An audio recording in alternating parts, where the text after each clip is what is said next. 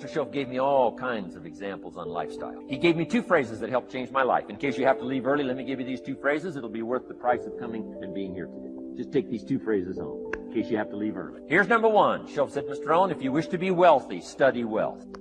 When he said that, I said, my gosh, I don't know anybody that studies wealth. Where am I going to learn it? He said, never mind, Mr. Rohn, now that you've met me, if you'll be with me for a while, he said, and if you'll commit yourself, he said, I will teach you. And he taught me. He taught me the book. He taught me the stuff. Changed my life. By the time I was 31, I was a millionaire. The man taught me what. If you wish to be wealthy, study wealth. If you were to show me your present economic plan, in a personal conversation between you and me, you say, Mr. Rohn, let me disclose for you my current economic financial plan for the future. Would I get so excited? I'd say, hey, I'm going to go across the country and lecture on your plan. And if the answer is no, Mr. Rohn, you probably wouldn't want to go across the country and lecture on my plan. Here's my question to you. Why not? Why wouldn't you have a superior, powerful financial plan that's taking you to the places you want to go? I'm asking you, if you find yourself caught like I was at age 25, make the personal commitment today and say, I'm going to study and I'm going to change. And 5 years from now, nobody's going to be able to say, how come you don't have a superior plan living in a superior country with superior opportunity? Nobody's going to be able to say that 5 years from now. If you'll make that commitment, I'm telling you, this will be one of the most exciting days of your life. Not because of my seminar. It'll be one of the most exciting days of your life because of your commitment to this simple little process I've outlined for you. Here was the second phrase. Mr. Shoaff said, Mr. Rohn, if you wish to be happy, study happiness. I didn't know happiness was a study. My best hope for happiness at age 25 was to just go through the day with my fingers crossed, hoping somehow something would make me happy. Shoaff said, no, Mr. Rohn, happiness is not something you postpone. Happiness is not something off in the future. Happiness is something you design. You've got to get the word. Happiness is something you design. Happiness is a study. Happiness is a practice. Happiness is an art. It's not an accident. It's an art. And anybody that wants to can study, practice the art of happy living. Happiness is like culture. Money doesn't make you cultured, but culture is within the grasp of all of us. How much is a book on sophistication in the marketplace? $4,000? No, $40. I'm telling you, in America, everything's available. Everything's within reach. All you have to be is committed to it and make it a study. Culture is a study. Sophistication is a study. It's not an amount. It's not an account. It's a study. Money doesn't make you sophisticated and cultured. I know a guy that's rich. He's a clod. The guy's a clod. Eats with his elbow in his soup. I mean, he's just a clod. Nothing much more pitiful than a rich clod. I mean, it's a sad thing to see. Money doesn't make you sophisticated. Only study and practice makes you sophisticated. Only study and practice makes you cultured. And only study and practice makes you happy. Study and practice makes you rich. Key phrase, don't be lazy in learning. 1, how to do well. Next, how to live well. Don't be lazy in learning and practicing the art of economics, practicing the art of productivity, and practicing the art of lifestyle. Shoaff taught me in such simple terms. Shoaff said, Mr. Rohn, if you're getting your shoes shined, Shoe Shine Boy's done an exceptional job. You look down, you got one of the world's all-time great shine. And you pay him. Now, you got a little change in your hand. Question pops in your mind. Should I give him 1 quarter or 2 quarters as a tip from a neat shine? Here's what Shoaff said. If 2 amounts pop in your mind, always go for the higher amount and become the higher thinking person. That helped change my life. Here's what he said. Become a 2-quarter person. Now, you can tell that was a long time ago when a quarter was a good tip. Now it takes dollars. But just substitute 1992 dollars for quarters. Shoaff said, hey, if you are thinking 1 quarter or 2 quarters, and you say, well, no, I'll just give him 1 quarter. He said, that'll affect you the rest of the day. The rest of the day, you'll look down, see this great shine, you'll say, I gotta be really cheap. 1 lousy quarter, tip from a shine. But he said, if you'll go for the 2 quarters, Shoaff said, you can't believe the extra happiness you can buy for just an extra quarter. That's called studying and practicing the art of lifestyle, which means living well. Money doesn't make you happy. Father wads up a $20 bill, throws it at his son. Says, if you need the darn stuff that bad, take it, just get out of my face. How sad, a father with money and no joy. He studied economics, but he never studied joy. I'm asking you to turn that around. Turn that all around. I did a seminar one time, St. Louis, Missouri. When I finished a seminar like this, a man walked up and said, Mr. Rohn, you've really gotten to me. He said, I'm going to change my philosophy. I'm going to change my attitude. I'm going to change my life. I'm going to change everything. He said, you've touched me today. And he said, you'll hear about me. You'll hear my story someday. I said, okay. Right? A lot of people, right, say things. Sure enough, a few months later, I come back to St. Louis, did another seminar. When I finished my seminar, I saw this man come walking up. I didn't remember his name, but he said, I'm sure you'll remember me as the man who said, I'm going to go make some changes. You've touched me today. I said, I do remember you. He said, I'm telling you, things are already happening for me. I cannot believe in just a matter of months. He said, one of the things I decided to change was my relationship with my family. He said, my wife and I have 2 lovely teenage daughters. Parents couldn't ask for any more beautiful, lovely daughters. And he said, I'm the only one that's given them trouble. He said, these daughters of ours have never given us any trouble. He said, I've usually been the one all these years, giving all the trouble and all the sad. He said, my daughters love to go to the rock concerts, and I'm always giving them trouble. They have to beg me for the money. He said, I don't want you to go. You stay out too late. Music's too loud. It's going to ruin your hearing. You won't be able to hear the rest of your life. And he said, I just get on their case. And he said, they keep begging. Finally, when they beg long enough, I say, all right, here's the money. If you have to go that bad, just go. He said, that's how I've been up until now. But he said, after I left your seminar, I decided to change all that, called lifestyle, living well. He said, you won't believe it. Not long ago, I picked up the newspaper, and I saw an advertisement, and I knew my 2 daughters, it was one of their favorite performers, was coming to town. He said, guess what I did? He said, I went down and bought the tickets myself, and brought them home, put them in an envelope. And when I saw my daughters later that day, he said, I handed them this envelope, and I said to my 2 lovely daughters, you may not believe it, but inside this envelope are 2 tickets for the upcoming concert. They could not believe. And he also added, you'll be happy to know, begging days are over. Now they cannot. He said, now don't open the envelope till you get to the concert. They said, okay. So they go to the concert, come concert time, open up the envelope, hand the tickets to the usher. He says, follow me. And he starts down front. The girls say, hey, hold it. Something must be wrong. He takes another look, says, no, nothing's wrong, follow me. 10th row, center. Now they cannot leave. 10th row center. The only tickets they were able ever to beg for was, right, 3rd balcony, can't see. He said, I stayed up a little late that night. Sure enough, a little after midnight, my 2 daughters come bursting through the front door. One of them lands in my lap. The other one's got her arms around my neck. They're both saying, you got to be one of the all-time world's great fathers. He said, Mr. Rohn, you're right. I can't believe. Same money, different father. He said, I've started making the changes, and I decided to start with my teenagers, my girls. He said, what a difference it's making in my life. And I'm telling you, you can do that with your lifestyle. You can do it with your sales career. You can do it with your management career. You can do it with any part of your life. If you're looking for equities unmatched. My favorite book says the greatest among you will be your servant. How many of you are serious about your goals and dreams? Raise your hands. Very good. Write this down. Provide more service than you get paid for. Provide more service than you get paid for. I go to a lot of seminars and workshops. And one of the things I know about T. Harv Eckert, when I was sitting in the class with Robert Ruppel and all of the other presenters, they hold themselves to high standards and they provide more information than anybody else in the industry, bar none.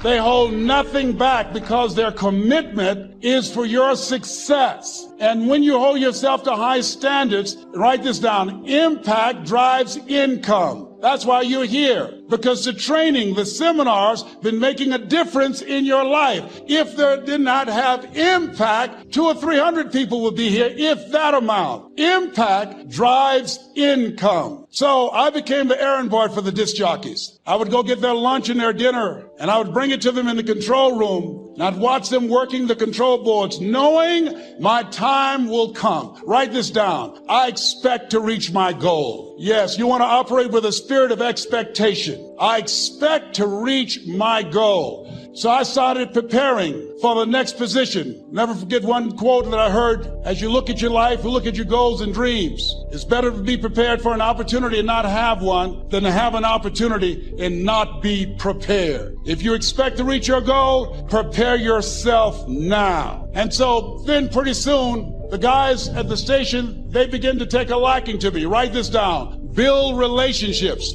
As you're aware, people deal with people that they know, like, and trust. And so they would say, Leslie, yes, sir. Come here, yes. Come outside. Who did this? Oh, your car? Yes. Who cleaned my car? I did, sir. I would wax their cars on the weekend, inside and out. How much do you charge? Oh, nothing, sir. I just sworn to help out. I was providing more service than I got paid for. I was building relationships. They said, whoa, look here. Donna Ross and the Supremes are coming to town. The Four Tops and the Temptations. Here are my car keys. Pick them up for me. Take them to the Fontainebleau Hotel on Miami Beach. I said, yes, sir. I would drive them all over Miami Beach in their big, long Cadillacs. I didn't have any driver's license, but I was driving like I had some. Then one day, it was a Saturday afternoon. A disc jockey by the name of Rockin' Roger was drinking while he was on the air. It was a Saturday afternoon, and I was the only one there.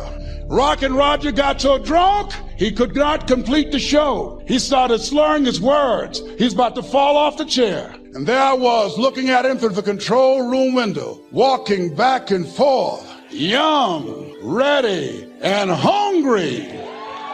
Of all my memories with my father, my most precious one I just shared with you. And it was in the last 2 hours of his life, and it wasn't planned, and it wasn't a vacation, and it cost no money. I'm the most proud of my dad in that moment, right? And I say to you, heaven is you meet that person and you're identical twins. Hell is you end up meeting that dude someday and you're a total stranger. You didn't go down the road. You didn't make the difference. You didn't do the hard things. You didn't make the sacrifices. You didn't grow. You didn't improve yourself. That's hell, and you live with that forever. See, I said earlier, time is running out on you. We're here for a flicker, man. This life's a flicker. It was like yesterday I gave my dad that coffee cup when he was 40 years old. It was yesterday I gave my first speech. It was yesterday I was in that Velcroed Mercedes. It was like yesterday. Now balling around on some jet, my dreams are all held together with Velcro just like yours will be. It's all tenuous. It's all fleeting. We can make them all happen. But the idea I want for you is I want you to go to heaven when you die. That makes sense? All right, hope it changed your life. Max out. All right. Thank you.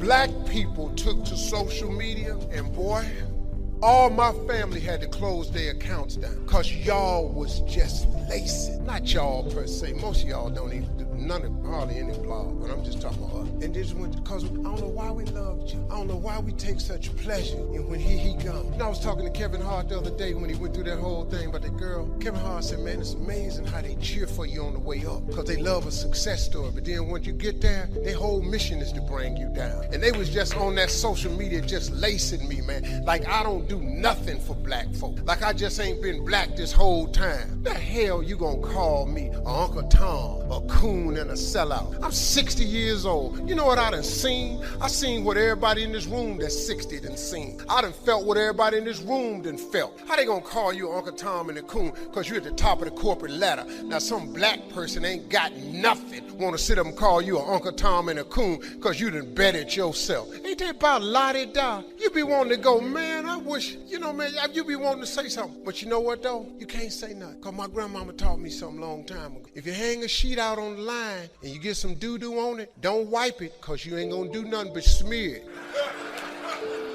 She say just wait till it dry. It'll fall right off.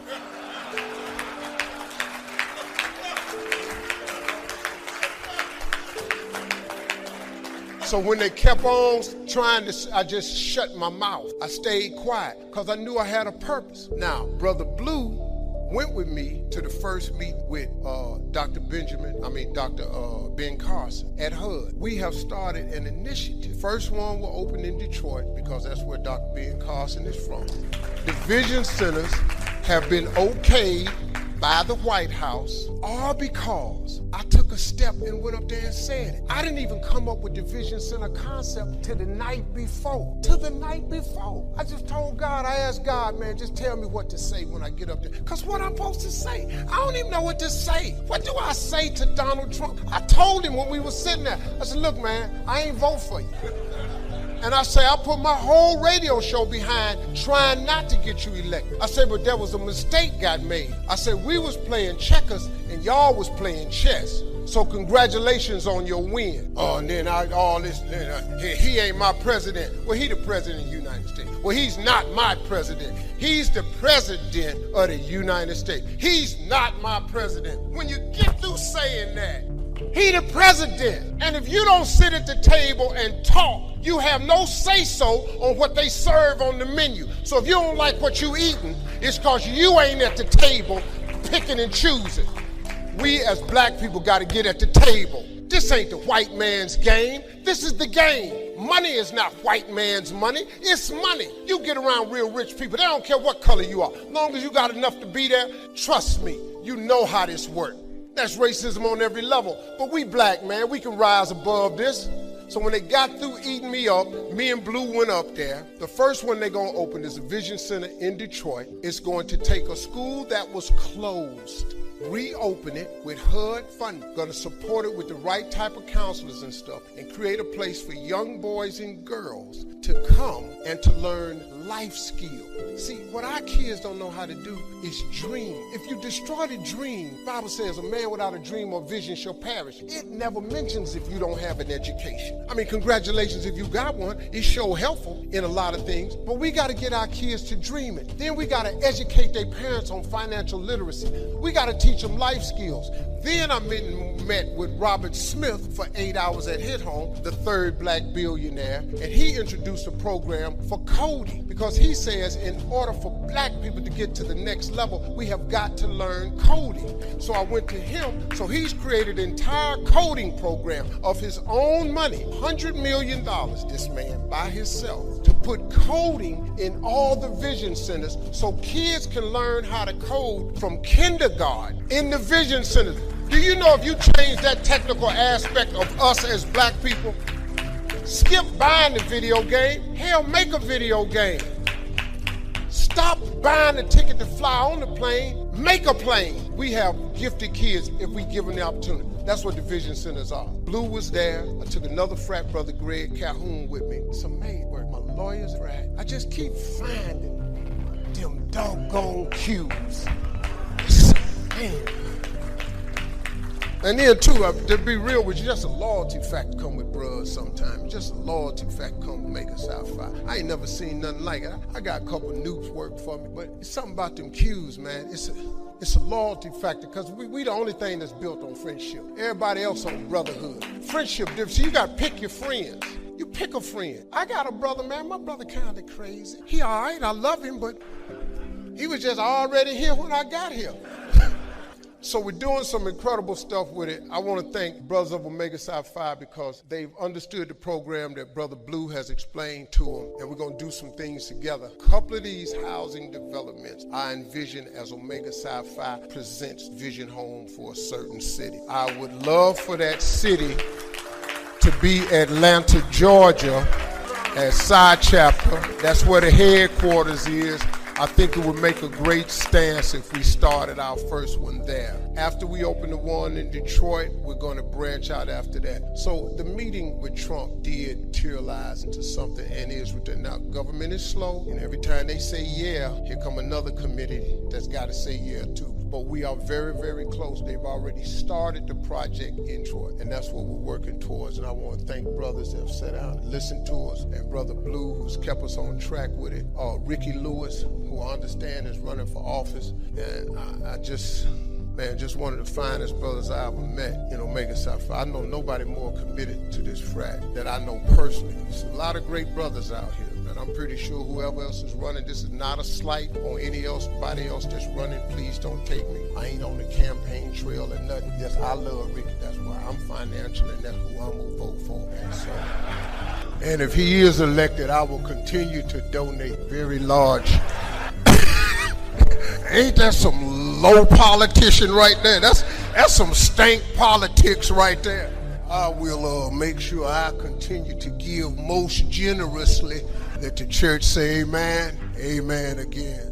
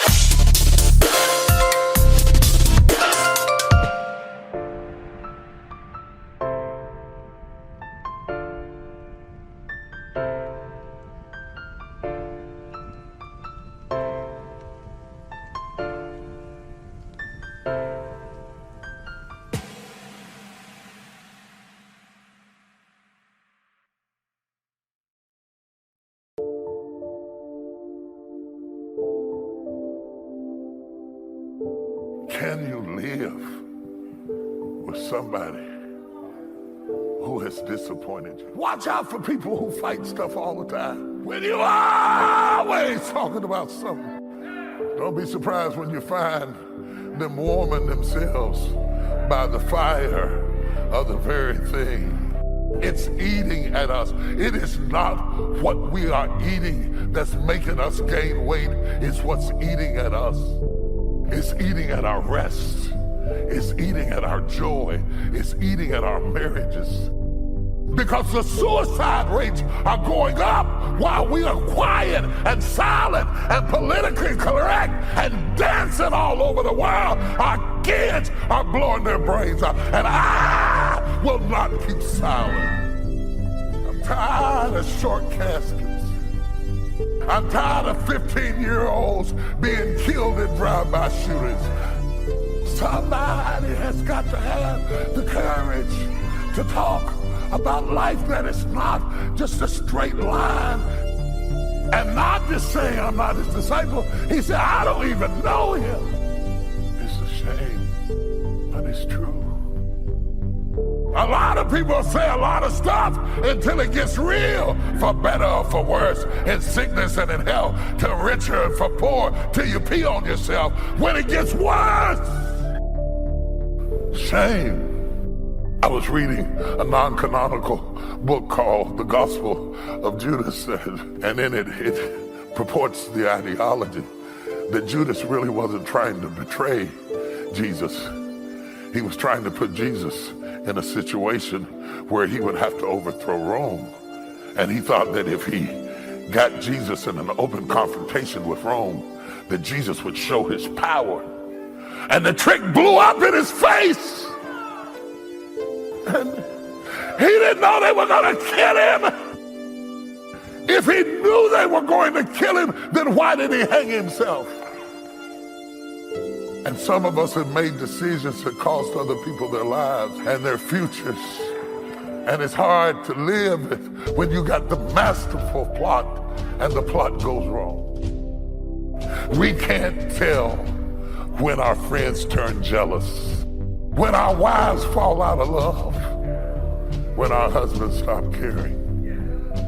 I'm talking about a guy who couldn't get rid of his shame, so he got rid of his life.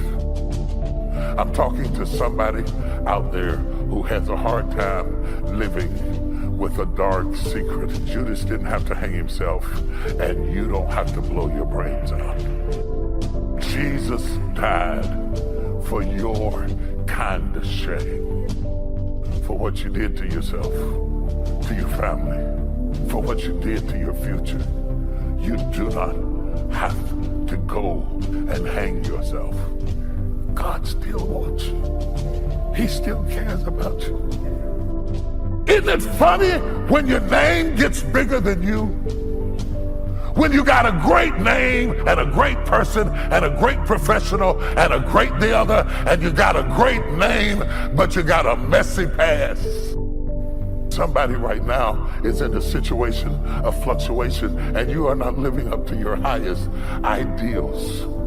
You smell like swine, but he still wants you. A lot of us don't know what's in us, what we're capable of, because we buy into the myth and we believe our own headlines. You're a rock about this, but you are scared to death about that. Hang on. I have Miss Columbia on my talk show.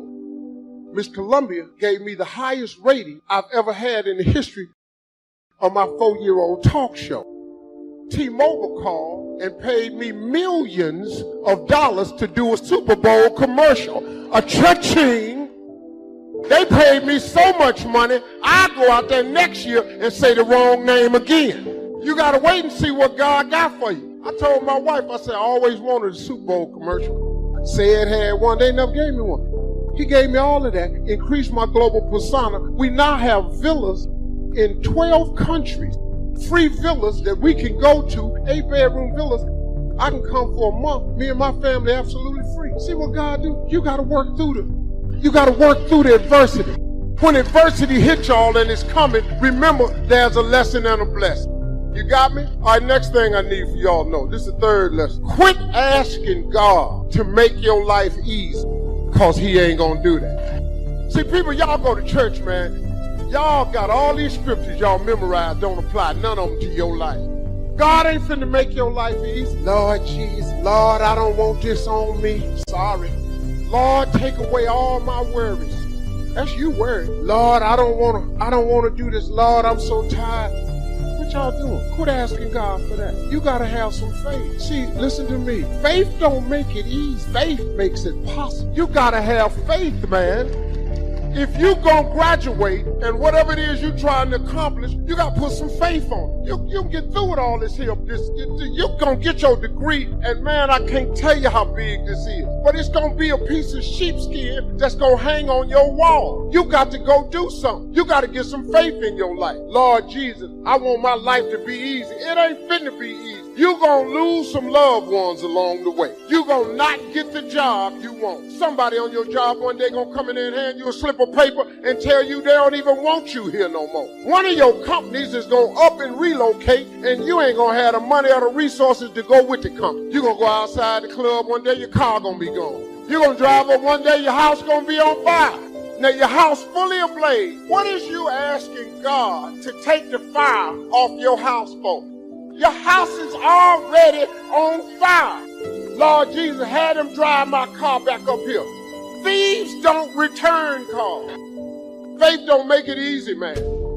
That's everybody's dilemma, I think, these days. A woman married to a baseball player, as to say, he's going to be gone most of the time. Would that be the ideal marriage? And the answer is certainly not. But should a man follow his talent and his unusual skills? He probably says yes. She says, well, at times I wish he was a banker and not a home run hitter. You know, it's a dilemma for all of us. How to balance it all, make sure we don't sacrifice some values for others. It's difficult for two people to grow at the same rate. One becomes ambitious and one's a little more, let's say, at home. How do you balance that out and make it work? It's never ending in terms of its challenge. A wife who has a career and children and husband and social responsibilities and friends and church and whatever, it's a big challenge. My current heroes are single mothers and school teachers. How teachers have the patience to work with kids and try to get the message across and do a good job. They have my highest admiration. And then a single mother with children. Wow, that's probably one of the toughest jobs in the world. How to balance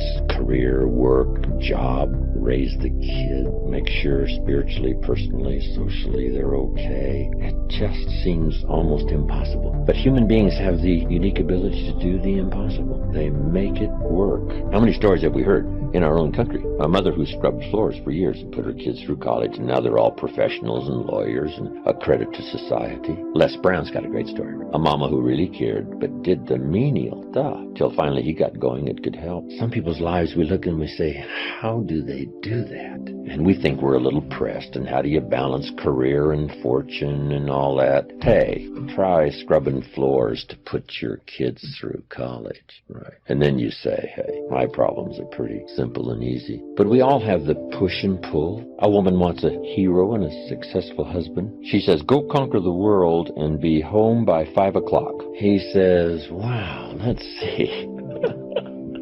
How do I do that, right? Would she be happy with half the world, right? If I conquered just half the world and got home by 6.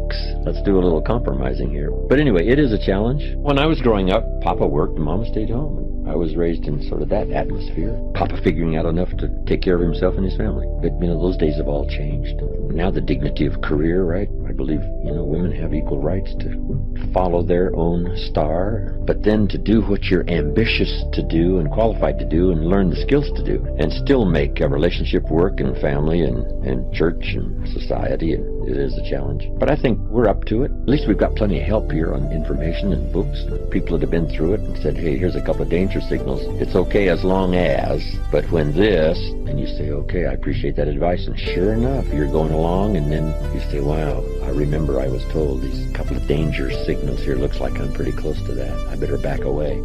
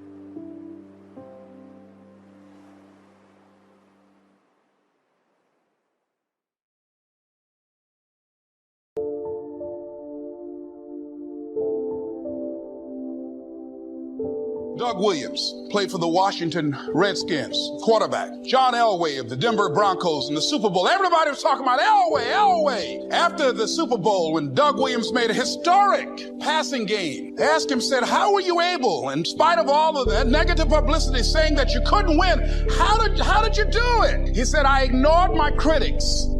I just didn't pay any attention to them. I ignored myself because they kept on saying it so much. There were times I doubted whether or not I can do what I needed to do. There's a Doug Williams in everybody here. There's greatness in you. And you've got to learn how to tune out the critics outside and the critic inside. And since I'm going to do this, I'm going to harness my will, and I'm not going to let anything stop me. I deserve this. I'm going to do it until. And this friend, I told him, said, start increasing your calls. I said, I make 100 calls a day. I got a callus in my ear. My ear's kind of dark. You can't see it, but it's there. His sales have increased. He's working harder now. Now, here was my first goal when I started, and that was part-time. I wanted to equal on my profits part-time what I was earning on my full-time job. This is called the magic of part-time. It is so thrilling for people to start working the business part-time, because now you can work on profits, and it doesn't take very long. If you'll really concentrate on those 10, 12, 15 hours a week, it won't be long if you really do it right and learn some of the skills I'm going to talk about. It won't be long until you can be earning as much part-time working on your fortune as you are full-time working on your job. I did that in less than 6 months. Now I've got an incredible invitation. I found a way part-time to work on my fortune, and I'm making as much money at that as I am on my full-time job. Would you like to hear my story? It was incredible. Now here was my second goal, to make twice as much money part-time working on my fortune as I was working full-time on my job. And I reached that in less than a year, making twice as much money part-time working on my fortune as I was full-time working on my job. Now I've got an incredible invitation that won't quit. I found a way, through a unique opportunity, to work part-time on my fortune, and I'm now earning twice as much money as I am working full-time on my job. Would you like to hear my story? Do you imagine anybody would say, no, I don't care to hear your story? No. Everybody I said that to said, wow, yes, what are you doing? I said, I'm glad you asked. Let me tell you. Now, when I started making twice as much money part-time as full-time, here's my dilemma. I didn't want to go full-time. And why not go full-time? And the reason was because I didn't want to give up my electrifying story. Right? It was so powerful, nobody could resist the invitation to at least take a look. I didn't want to give it up. And I hung on for I don't know how long until it was, almost insane. And then finally, reluctantly, I gave up my full-time job. But now you can imagine the thrill and excitement of going to work full-time on my fortune. That was incredible.